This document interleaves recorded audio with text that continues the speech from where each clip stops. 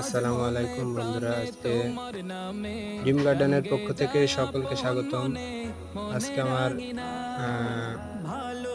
কিছু চারা মার্কেটে যাচ্ছে বন্ধুরা সেল দেওয়ার জন্য।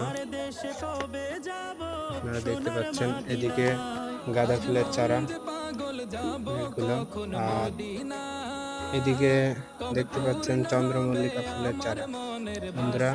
এই যে এদিকে দেখতে পাচ্ছেন চন্দ্রমল্লিকা ফুলের কিছু চারা। আমার চারাগুলো মার্কেটে যাচ্ছে সেল দেওয়ার জন্য। ওগুলো পিঞ্চিং করা আছে বন্ধুরা, সকলেই দোয়া করবেন।